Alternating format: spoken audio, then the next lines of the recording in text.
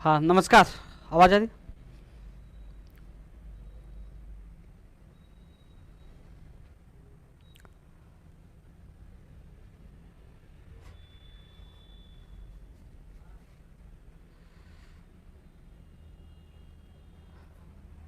दोस्तों नमस्कार, मैं उपेंद्र यादव, आप सबका इस लाइव प्रोग्राम में स्वागत है। दोस्तों आज ये लाइव बहुत बड़ा अहम है देश और प्रदेश के युवाओं के लिए।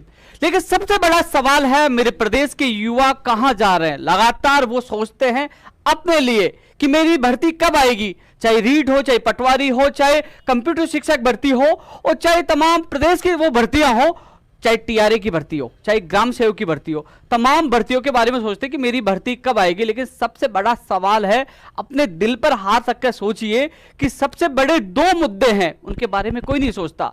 मुझे दुख होता है उन युवाओं के लिए, तुम्हारा जोश कहां मारा गया समझ में नहीं आती कि जब राजस्थान में बाहरी राज्य वाले आ रहे, 20 राज्यों में राजस्थान वालों को नहीं लिया जाता, उसकी आवाज आप नहीं उठाते, आप साथ नहीं आते। बड़े श्रम की बात है। इसके अलावा जो फर्जी डिग्रियों का खेल चल रहा है, मैंने खुला चैलेंज दिया, मैंने ट्वीट किया, यदि मेरा दावा झूठा हो तो मैं सरेआम मुझे फांसी लगाई जा सकती है। लगाओ, मैं कह रहा हूं, मैं दावा करूंगा 12 या 13 तारीख को प्रेस कॉन्फ्रेंस करके मैं उन लोगों का, जो लोग भ्रष्टाचार कर रहे हैं और जो फर्जीवाड़े से नौकरियां पा रहे हैं, उनकी जांच के लिए बड़ा आंदोलन भी होगा और खुलासा भी होगा। लेकिन आप सबसे मैं पूछना चाहता हूं कि आप लोग कहां भटक रहे हो, आप लोग समझ क्यों नहीं पा रहे हो?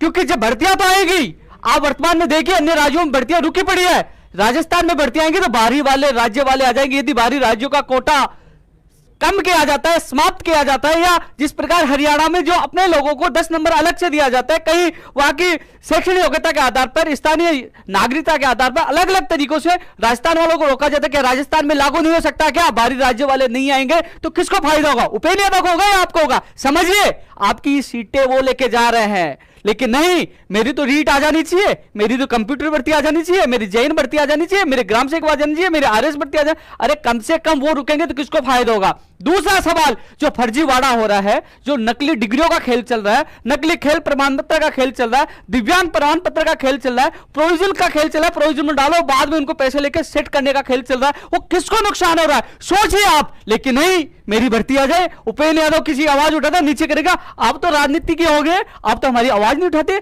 आप तो भूल गए। आज जो प्रदर्शन था जयपुर में शांतिपूर्वक, जो आज हमने प्रदर्शन रखा था, मैंने अभी देखा थोड़ी देर पहले एक कमेंट आ रहा था कि झूठा लॉलीपॉप लेके मत आ जाना, विज्ञप्ति लेके आना, कल शिक्षा मंत्री से आपसे मीटिंग है। 5 लोग रीट वाले आए थे, और लोगों के बदौलत हमने आज आंदोलन को सफल में लाया। घर बैठे ये कमेंट करने से सोशल मीडिया पे संघर्ष नहीं होता है, घर से बाहर निकलना पड़ता है। लेकिन मेरा फर्ज है आप लोगों की आवाज उठाना, विज्ञप्ति के लिए प्रयास करना। मेरे हाथ में होता ना तो मैं अभी निकाल देता आपके लिए विज्ञप्ति, आपके लिए परीक्षा तिथि जारी कर देता, सब कुछ कर देता। लेकिन सवाल यह है, जब बाहरी राज्यों को कोटा का मामला आता है तो उपेंद्र यादव आता है, जब इंटरव्यू जोड़ने का मामला आता है उसका विरोध के लिए उपेंद्र यादव, चाहे फर्जीवाड़े की बात आती है तो उपेंद्र यादव आता है, कोर्ट में भर्ती अटकती है तो उपेंद्र यादव भागता है, भर्ती नहीं आती है उपेंद्र यादव भागता है, बीकानेर जाना पड़ता है उपेंद्र यादव भागता है। अरे कम से कम एक इंसान आप लोगों के लिए लगातार मेहनत और प्रयास कर रहे हैं, आप साथ तो दे सकते हो ना। फर्जीवाड़े से नुकसान किसको हो रहा है मैं पूछना चाहता हूं। आपको पता नहीं, लोग फर्जी डिग्री लाके कई हजारों की संख्या में नौकरी लग चुके हैं और आने वाली भर्तियों की तैयारी कर रहे थे। ये तो जो पैरामेडिकल की जो लैब टेक्नीशियन जो आप भर्ती थी उसमें पकड़े गए, अन्यथा नहीं पकड़े जाते। बड़ी बड़ी यूनिवर्सिटियां जो राजस्थान में भी है, बड़ी बड़ी यूनिवर्सिटियां हैं, वो बड़ा खेल खेल रही है। मैं आपको जगाना चाहता हूं, आपको बताना चाहता हूं, ये नुकसान आप लोगों को हो रहा है। लेकिन नहीं, मुझे क्या मतलब है, बाहर राज्य वाला आए तो आने दो, बाबा जी का भंडारा जीवने दो, और फर्जीवाड़ा होने तो होने दो। अरे तुम्हें नुकसान हो रहा है, आप लोगों को नुकसान हो रहा है, आपकी सीटें खा रहे हैं, और फिर कहते हो मैं 1 नंबर से रह गया, मैं आधे नंबर से रह गया। यदि वो नहीं आएंगे तो बताइए, अपने दिल पे हाथ रखिए, ये लड़ाई उपेंद्र यादव की है, हम सब की है, और आप लोगों की नहीं है क्या? सोचिए, बाहरी राज्यों का कोटा समाप्त होगा ना, आपको फायदा होगा। ये सबसे बड़ी लड़ाई है। थोड़े समय के लिए हमें भूल जाना चाहिए, रीट पटवारी सबको भूल जाना चाहिए। थोड़े समय के लिए दिल में बात होनी चाहिए कि हम सब मिलकर दबाव बनाए तो सरकार, ये मैं नहीं कहता, कई लोग कहते हैं संवैधानिक नहीं है, 100% हम नहीं रोक सकते, तो कम से कम जिस प्रकार हरियाणा में 5 से 10% उन लोगों को अलग से जो नंबर दिए जाते हैं, यहां भी दिए जाना चाहिए। जो सिलेबस में चेंज किया जाना चाहिए, अलग तरीके से कोई भी योग्यता रख के राजस्थान के अभ्यर्थियों को ज्यादा ज्यादा फायदा पूछाया जा सकता है, लेकिन ये कब होगा? आप सबको साथ आना पड़ेगा। 3 साल से, यानी कि फरवरी 2018 से ये आवाज उठा रहे, सारे डॉक्यूमेंट इकट्ठे किए, चिल्ला चिल्ला के मैंने कहा राजस्थान के अभ्यर्थियों के साथ गलत हो रहा, लेकिन लोगों ने मजाक उड़ाया। जब मध्य प्रदेश के मुख्यमंत्री ने कहा कि मैं वहीं के लोगों विद्यार्थियों को लूंगा, तब आप लोगों के समझ में आई। बिहार का विज्ञापन देख लीजिए, बिहार का निवासी होना चाहिए, लेकिन नहीं, हमारे तो भर्ती आ जानी चाहिए। अरे भर्ती आ गई तो बार बार लग जाएगी, तुम्हें क्या मिलेगा? बाबा जी का ठुल्लू, हमें हमारा अधिकार चाहिए। ये लड़ाई हम सबकी है, लेकिन जो फर्जीवाड़ा खेल है, आपसे मैं निवेदन करना चाह रहा हूं। मुझे खतरा नहीं है क्या? मेरे परिवार नहीं है क्या? मैं इन गैंग को, इन गिरोह को खुला चैलेंज दे रहा हूं। मैं कह रहा हूं मुझे फांसी पे लटका दीजिए यदि मेरे दावे झूठे हो तो। क्यों कह रहा हूं? सोचिए, मुझे खतरा नहीं है। ये लोग ये नहीं सोचेंगे उपेंद्र यादव हमारे लिए मुसीबत बनते जा रहा है, इसको टपका दे। मेरे मां बाप नहीं है, लेकिन फिर भी इस गिरोह से आप लोगों के लिए, राजस्थान के लाखों बेरोजगारों के भविष्य के लिए टक्कर ले रहा हूं, और जल्दी प्रेस कॉन्फ्रेंस भी करने वाला हूं। तो इसलिए दोस्तों, बाहरी राज्य का कोटा नई भर्तियों से आने से पहले समाप्त होगा, तो आप ही लोगों का नंबर आएगा, इसके अलावा जो फर्जीवाड़े, जितनी जो डिग्रियां हैं, रीड 2018 में 1 साल में इतनी एडिशनल डिग्रियां कहां से आई, बीए की एडिशनल डिग्रियां कहां से, उनकी जांच होनी चाहिए। इसके अलावा जो खेल प्रमाण पत्र के आधार पर जो लगे, उनकी जांच होनी चाहिए। इसके अलावा दिव्यांग प्रमाण पत्र जो कैटेगरी सुधार के माध्यम से कई लोग आए, उनकी जांच होनी चाहिए।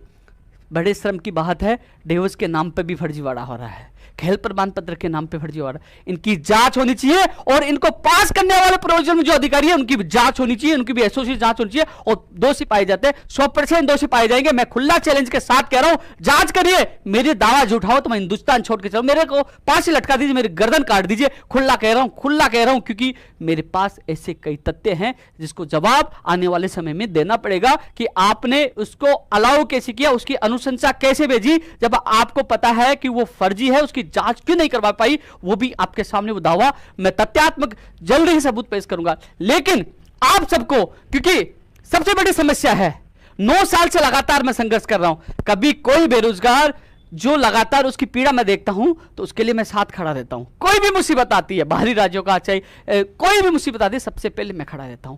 लेकिन सबसे बड़ा सवाल है कि जो जिस प्रकार आप सोशल मीडिया पे एक्टिव हो, धरातल पे नहीं हो। आपको जागना होगा, मैं आपको जगाने की कोशिश कर रहा हूं।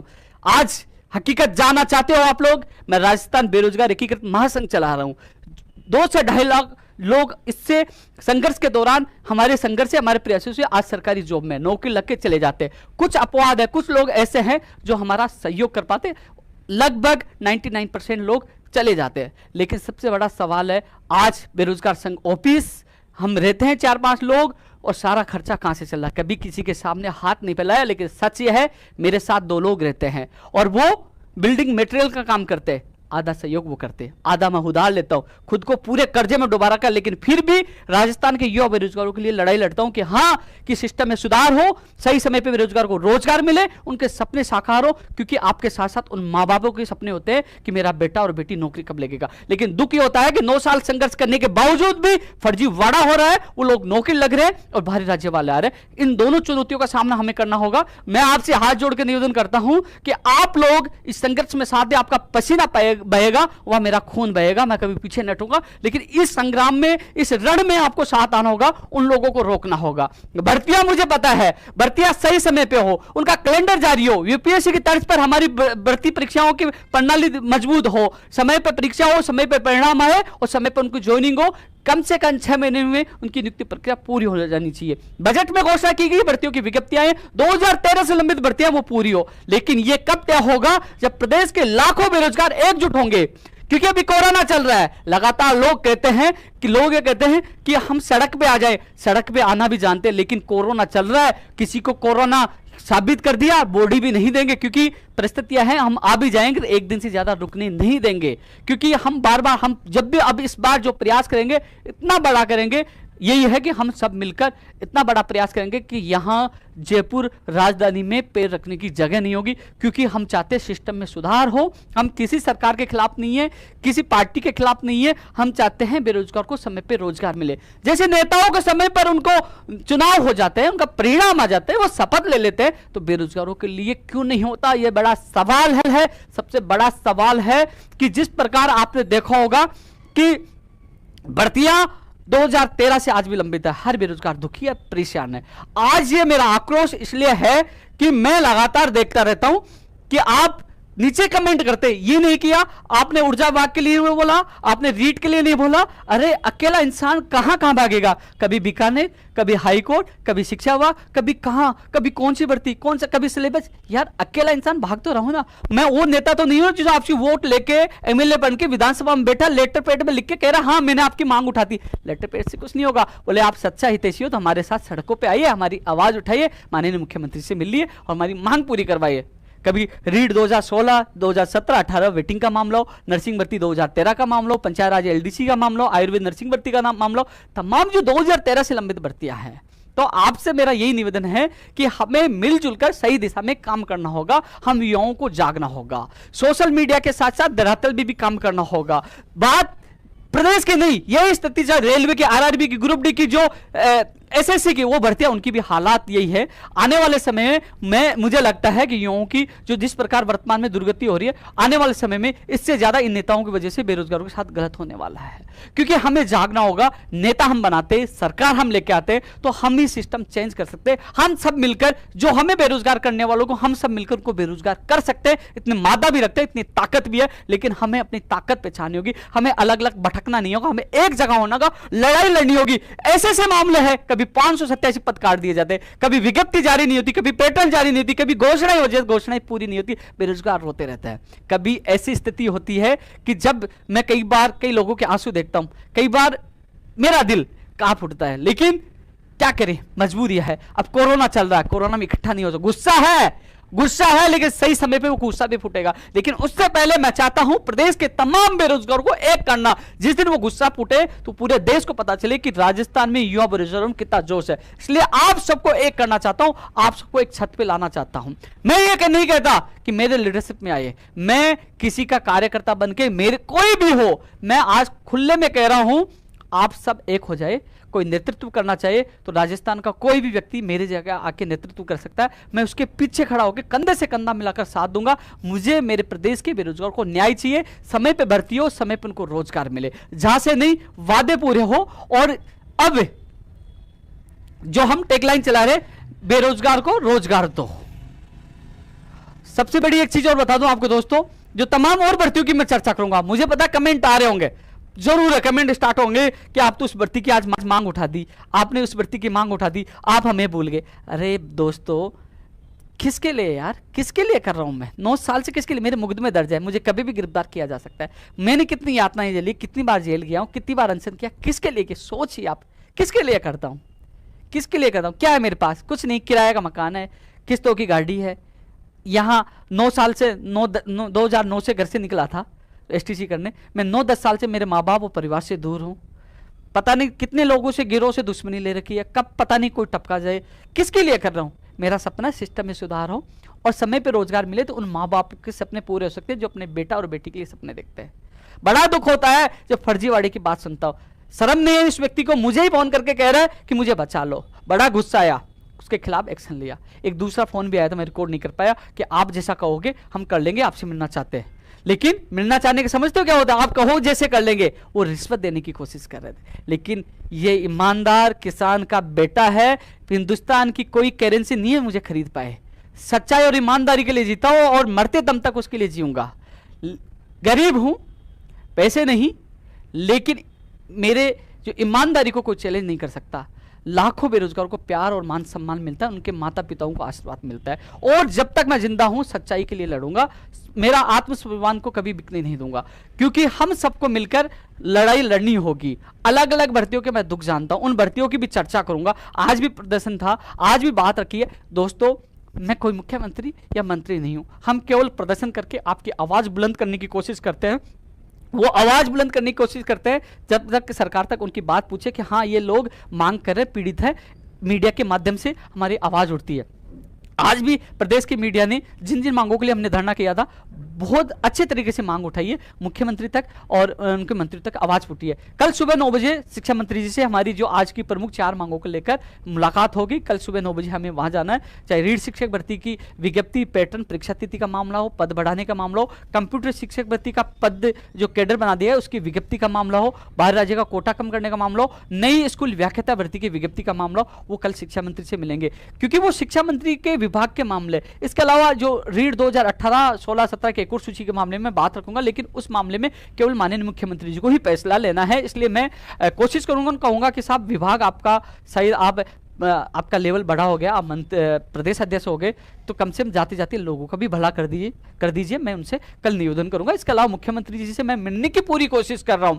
दोस्तों, कई लोग सोचते हैं, कई कहते हैं कि उपेंद्र यादव नरम क्यों पड़ जाता है। कई परिस्थितियां होती है, समय के अनुसार चलना पड़ता है, समय के अनुसार रणनीति हो। उग्र होकर भी क्या करेंगे, कोरोना चल रहा है, इकट्ठे हो नहीं सकते, कुछ कर नहीं सकते, इसलिए वो परिस्थिति को अनुसार हमें चलना पड़ता है। कई बार धन्यवाद देके और भी अच्छे काम करवाने पड़ते हैं। कई काम, जब मान लीजिए मैंने एक का विरोध कर दिया तो एक मुझे बुलाएगा क्या, कई बार धन्यवाद देके और भी काम करवाने पड़ते हैं। और यहां तक जिसने अच्छा कार्य किया, मैं कई बार जाता हूं, साहब सेकंड ग्रेड की भर्ती अटक गई, साहब आरएस भर्ती, साहब प्रयोगशाला सहायक भर्ती, साहब कृषि प्रेक्षक, फायर ड्राइवर, साहब इसमें एडवोकेट जनरल को उतारो, साहब इसमें रिजल्ट जारी करो, साहब वो लगातार वो काम कर रहे हैं। तो मेरा फर्ज बनता है उनको धन्यवाद देना भी जो काम किया है, क्योंकि कोर्ट से अधिकतर भर्तियां बाहर आ चुकी हैं, सब पे स्टे अट चुका है, एडवोकेट जनरल को उतारा, तो वहां धन्यवाद देना पड़ता है। ऐसा नहीं कि मैं एहसान परवंश हूं, वहां जाता हूं, हाथ जोड़ता हूं, साहब इसमें एडवोकेट जनरल उतार दो और केस जीत के बाहर आ गए, हाँ साहब, ऐसा नहीं होता है।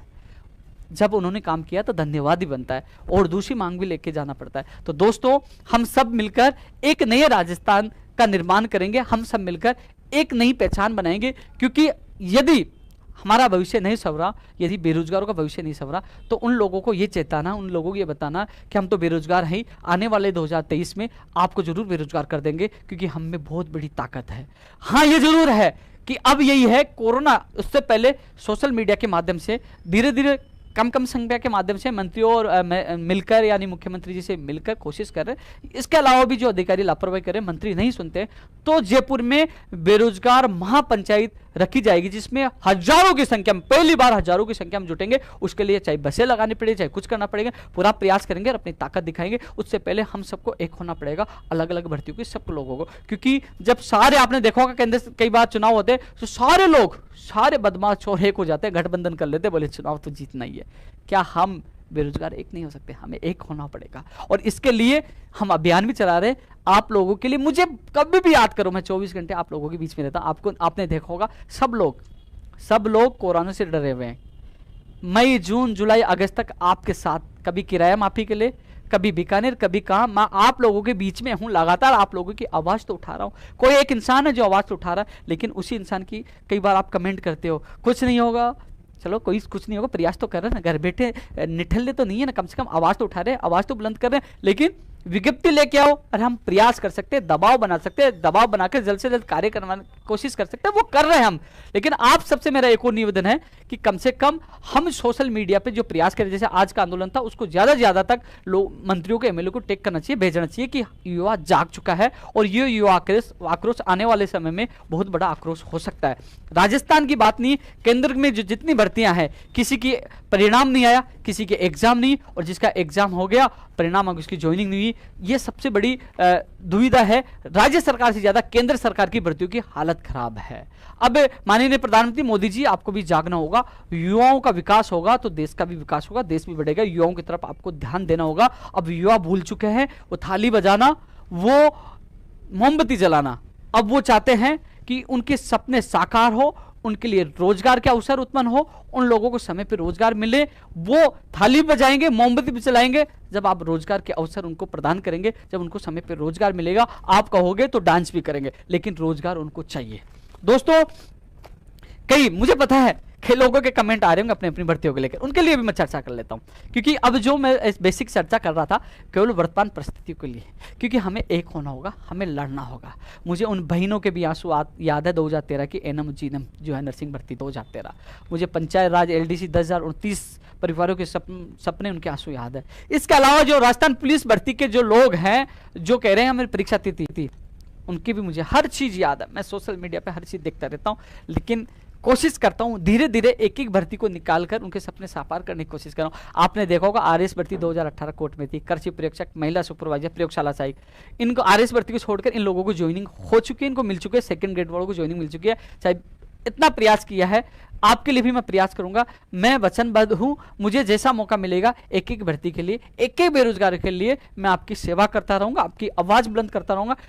आपके उत्साहवर्धन, आपका साथ मेरी ताकत है और आपका साथ मिलता रहे, चाहे मेरी जान चली जाए, मैं पीछे नहीं हटूंगा। बड़ी ईमानदारी के साथ आप लोगों के लिए काम करता रहूंगा। मैंने आज तक 9 साल तक आप लोगों के लिए काम किया।